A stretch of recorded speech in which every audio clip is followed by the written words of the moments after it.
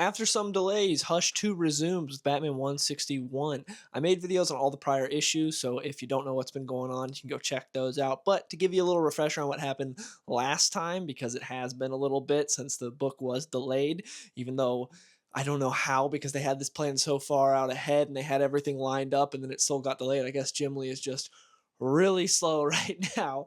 Anyways, what happened in the last issue was Hush had the advantage against Batman every single way. So Hush had captured Damian. So Damian and Bane showed up to help Batman out of a tough spot, and then Hush showed up and got Damian as a hostage. He had a scalpel up to his neck. He's like, I'm gonna kill Damian. And then at a different location at this lighthouse, Joker had two guns and he was pointing them both at Jason Todd and Dick Grayson, Nightwing and Red Hood, and it was in an enclosed area in a lighthouse. So Hush was like, hey, he let him Batman know what's going on. He's like, all your Robins are in bad positions right now. Things are looking bad. So that was the cliffhanger for last issue. It's like, oh man, how's Batman's going to get out of this? What's going to happen?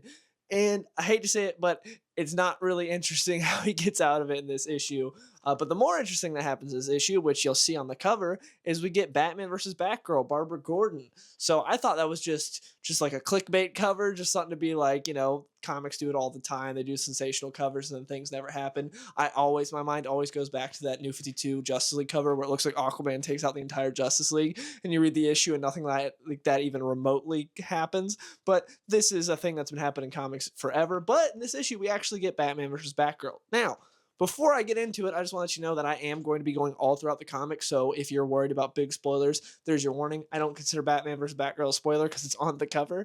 So, anyways, let's get into it. The issue opens with Batman sitting there talking to Hush while Damien's his hostage and Bane's just sitting there. And also you've got that, I already forgot his name, but the dude that can scream real loud. And also there's a panel where it looks like he has a tail, and I was like, I didn't notice he had a tail before.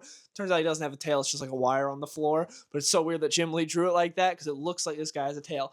Anyways, I'm getting sidetracked. It's like, oh man, how's he gonna get out of this? They start talking about chess because Batman's like, hey, Hush, I will trade myself for Damian. Just let the boy go. And Hush is like, why would I trade my, or actually he's whispering. He's like, why would I trade my rook for a king right now? And it's like, well, that's because how you win chess, dumbass. But anyways, he's like, no, I'm not going to do it. And Damian presses a button on his belt and it brings in a swarm of electric robins, like robot robins, and Batman is taken aback to year one when he used a swarm of bats. He's like, man, there was this one time where I was surrounded by the police. I used a swarm of bats. It seems that Damien's taken after me. So Damien gets out of that. Hush and his boys run away, and it's just not very interesting because, like, man, it's a precarious position.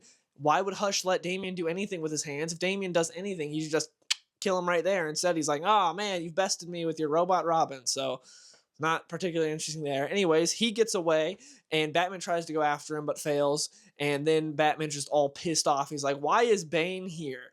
And which is what we were all wondering because Damian really hates Bane because Bane killed Alfred. And Damian's like, oh, I broke him out of Blackgate to help you because he owed me a favor. And Bane's like, yeah, I owed him a favor. Batman just knocks Bane out with one punch, is like, send him back to Blackgate. And that's it for Bane this issue. So I have no idea why Bane was chosen. There's a myriad of Batman villains they could have chosen. Jeff Loeb could have picked out and said, he's like, hey, the one that killed Alfred, that's who I'll choose. It's really weird. Didn't really make sense. Anyways, I will say, because I'm very negative on this issue, a highlight of this issue is I feel like this is the best Jim Lee has looked since it started, because his arts look good throughout, but I feel like this is the closest we've gotten to prime Jim Lee since it started. He's getting better and better with each issue, so I will say that, but writing still isn't that great, and this is, again, coming from someone that liked the first Hush. Hush 2 so far has not been very good, and this issue doesn't really pick it up. Now, Dick Grayson, Jason Todd, Nightwing, and Red Hood, they are still captive to Joker. He's got the pistols pointed at him. They got no way out. Jason's just like, hey, kill me, bro. I don't care, and charges at him. And Joker starts shooting all in random directions, and Nightwing's like, no, Jason, don't. So he tackles him out the window. They land into the water.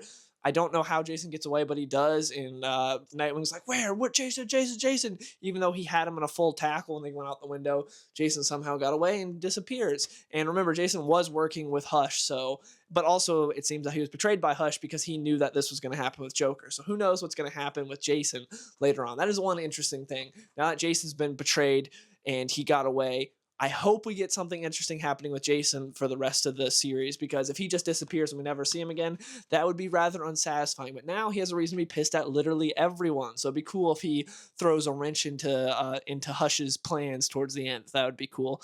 See that happen later on. But then we go back to Batman. He finds a little hideout that Hush had. He's like, "Did Hush want me to have this? What's going on? Did he want to?" And he finds all these pieces, and you see that Jim Gordon's knocked it over. If you remember in the beginning of the series, Jim got messed up and hospitalized by Hush. So he's in the hospital and he's talking to Barbara, because Barbara shows up in her Batgirl uniform, and Jim knows that Batgirl is Barbara Gordon, because I don't know if you're watching this, how up to date you are on Batman comics, but currently Jim knows that Batgirl and Barbara are one and the same. So they're talking, and she's like, "I gotta tell you, Dad, Batman saved Joker. He let him live." And Jim's like, I feel like he probably had no other choice. It's probably the right decision. And that makes sense for Jim, because if like going back to the Killing Joke, he's always like, do it by the book. And Jim has been just had his life made so much worse by Joker. So if anyone has a reason to want him dead, it's Jim. But Jim's like, I trust Batman. He probably had a reason for it. And Batman's watching them have this conversation. He's overlooking because of finding Hush's hideout. So he's overlooking, and he's like just listening to what's going on. And Barbara's like, "I don't know if he was right to do it this time. Joker probably shouldn't be alive." Barbara's done with it all. So it's kind of out of character for Barbara to want Joker to just be absolutely dead, I feel like. But also, I kind of understand it, because it's just like he keeps doing so much to the Gordon family. And I understand if this is her breaking point. Just another horrific attack on her dad. And she's just like, Batman had the opportunity to not let Joker live. Batman didn't even have to kill him. He just didn't have to save him. So I understand, actually. I kind of understand Barbara's anger here. Some people I feel like will get very pissed, because, again, it's not necessarily hugely in character for Barbara to be like, "Yeah, kill Joker." But I understand, because Batman went out of his way to save Joker, when he could have just been like, "Ah, shucks, Joker, can't save you this time." And again, another horrific attack happened against her family. So I get it. I understand Barbara's anger here. And then Batman shows up. Well, Batman's there, but he gets attacked. Like the entire building he's on explodes. Batgirl saves him. And Batman's like, "Oh, gee, thanks, Batgirl." She throws him into a chimney, and she's like, "Shut up." And then they start fighting. Batman's hesitant at first and is like, "I don't want to fight you." And then she starts hitting him, and she turns invisible. And then Batman turns on his infrared and starts beating her ass. And then the rest of the Bat family shows up along with Riddler, because if you missed that in the prior issue, Riddler was like, "I'm here to help now, because I know Hush because of the first Hush, and I was involved in the first one, so now I obviously got to come back, because that's how that works." And so they show up, and Nightwing essentially makes a threat to Batman, like, "Stop beating up Barbara." It's like, Batman makes a lot of mistakes, but he wasn't the aggressor here. Barbara was the one trying to beat his ass and was getting very mad. So, yeah, it's really, this entire series has been odd. There's a lot of been there, done that, because Jeff Loeb has not caught up on Batman comics in like the past 20 years. So there's a lot of weird stuff. This is not an issue I'd recommend. Hush 2 has been a big disappointment for me. A lot of people did not care for the writing of Hush 1. I personally did like the story of Hush 1, so I was excited for this. Even though we've had other Hush sequels, like Paul Dini did some amazing stuff, I still excited to see what the original creative team could do with a Hush sequel. But so far, it's just not been good. It's not been entertaining. It's been a complete mess. The only highlight is the Jim Lee art, but then it gets delayed because of the Jim Lee art. So yeah, it's interesting. I'm excited for the new run to start with Jorge Jimenez on art and Matt Fraction writing. I'm excited for that. But this Hush so far, I'm ready for Hush to be over.